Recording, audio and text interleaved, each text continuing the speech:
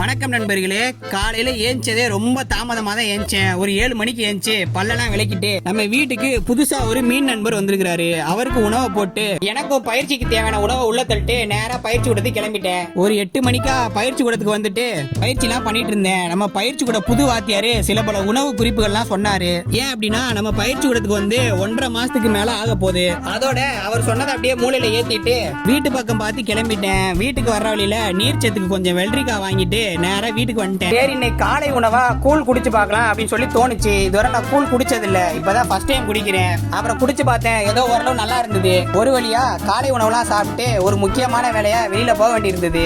அப்புறம் அப்படியே வண்டி எடுத்துட்டு போய் சேர வேண்டிய இடத்துல போய் சேர்ந்துட்டோம். அங்க போய் பார்த்தா ஒரு 3 மணி நேரம் அங்கேயே உட்கார வச்சிட்டாங்க. சரின்ட்டு ஒரு நல்ல மரத்தடி நிழலை பார்த்து அங்கேயே உட்காந்துட்டோம். அப்புறம் மணி பார்த்தா 1 மணிக்கிட்ட ஆயிடுச்சு. சரி போய் சாப்பிடலாம் அப்படின்னு சொல்லிட்டு ஒரு உணவகத்துக்கு போனோம். அங்க போனா பிரியாணி மட்டும்தான் இருக்கு அப்படின்ட்டாங்க.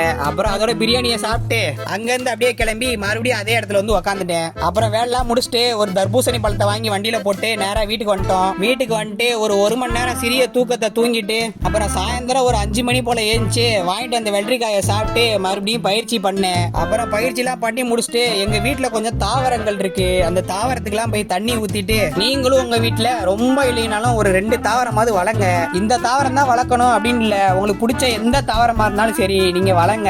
அப்புறம் ஒரு வழியா நான் வளர்த்த தாவரத்துக்குலாம் தண்ணி ஊத்தி முடிச்சுட்டு நான் வீட்டுக்கு கிளம்பிட்டேன். அப்புறம் வீட்டுக்கு வந்துட்டு பாதிக்கப்பட்ட நிலையில் இருந்த 2 வாழைப்பழத்தை சாப்பிட்டு முடிச்சுட்டு இன்னைக்கு வெளியில போயிட்டு வந்தது ரொம்ப டயர்டா இருந்தது. அதோட 2 வாழைப்பழத்தை சாப்பிட்டு அப்புறம் ஒரு குளியல் போலான்னு சொல்லிட்டு போய் குளிச்சுட்டு வந்துட்டு கடைக்கு போய் 2 தயிர் பாக்கெட்டோ வேர்க்கடலையும் வாங்கிட்டு அப்புறம் அங்க இருந்து அப்படியே இடம்பெயர்ந்து எங்க ஆயா வீட்டுக்கு போய் வேர்க்கடலையை சாப்பிட்டு ஊர்க்கதை பேசிட்டு இருந்தேன். அப்புறம் ஒரு வழியா ஒரு 1 மணி நேரம் ஊர்க்கதெல்லாம் பேசிட்டு எங்க வீட்டுக்கு வந்துட்டு இரவு உணவை சாப்பிட்டு படுத்து தூங்கிட்டேன். நீங்களும் ஃபாலோ பண்ணிட்டு படுத்து தூங்க நண்பர்களே. அடுத்த வீடியோல சந்திக்கலாம். பாய்.